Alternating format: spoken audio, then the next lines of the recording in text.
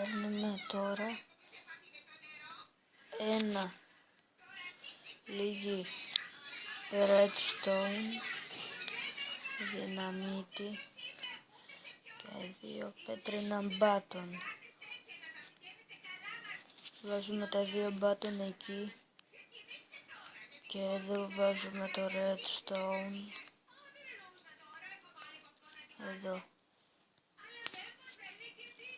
Μετά παίρνουμε έναν κουβά νερό και τον βάζουμε εδώ. Μετά βάζουμε εδώ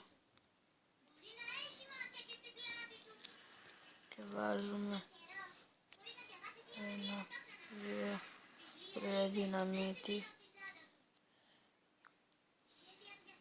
και ένα εδώ.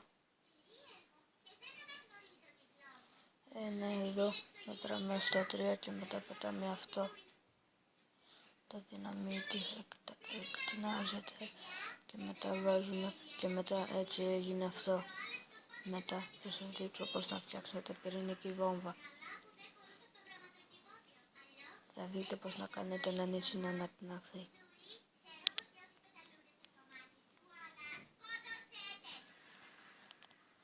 Τυλίγουμε όλο το νησί με δυναμίτη και μετά ανοίγουμε και μετά ανάβουμε τον έναν.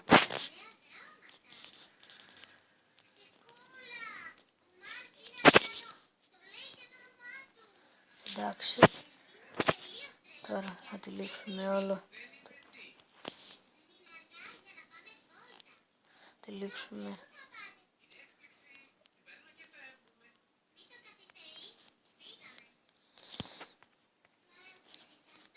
Θα πατήσω λίγο παύση.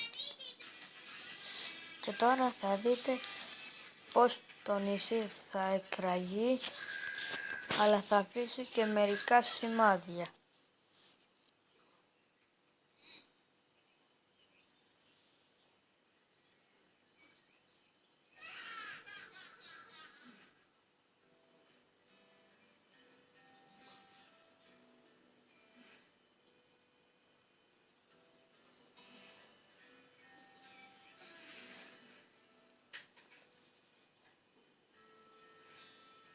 Και έτσι δείτε τη ζημιά που έχει αφήσει.